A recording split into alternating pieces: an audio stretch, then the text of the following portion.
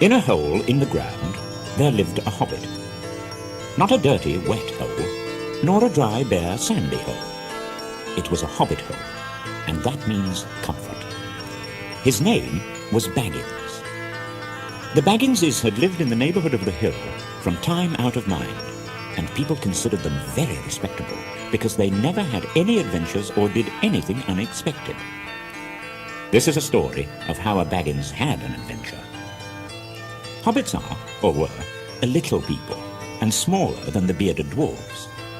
The mother of this hobbit, Bilbo Baggins, that is, was the famous Belladonna Took. It is probable that Bilbo, her only son, inherited something a bit queer in his makeup from the Took side, something that only waited for a chance to come out. That chance never arrived until Bilbo Baggins was grown up and was standing at his door after breakfast one day, smoking an enormous, long wooden pipe, when Gandalf came by. Gandalf. Tales and adventures sprouted up all over the place wherever he went. He was, you see, a wizard.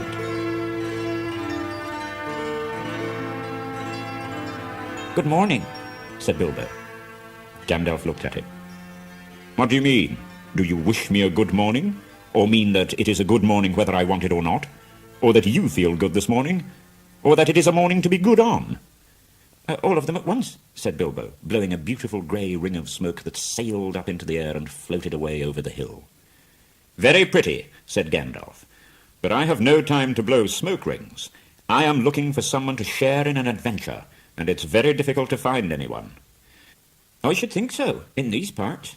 We're plain quiet folk and have no use for adventures, nasty, disturbing things. We don't want any adventures here, thank you. You might try over the hill or across the water." "Let me see, I don't think I know your name." Gandalf's eyes sparkled. "But I know your name, Mr. Bilbo Baggins, and you do know my name, though you don't remember.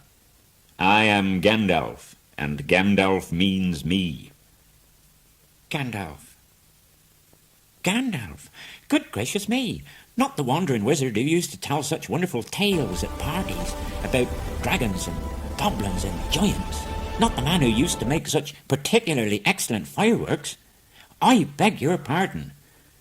"Who else should I be? But being here, I will give you what you asked for." "I beg your pardon? I haven't asked for anything." "Yes, you have. Twice now. My pardon. I give it to you.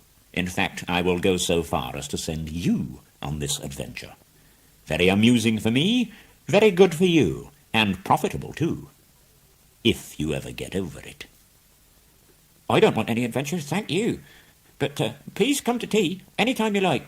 Why not tomorrow? Goodbye." With that, the hobbit turned and scuttled inside his round green door and shut it as quickly as he dared, not to seem rude. Wizards, after all, are wizards. Gandalf stood outside the door, laughing quietly. Then, with a spike on his staff, he scratched a queer sign on the hobbit's beautiful green front door. Then he strode away.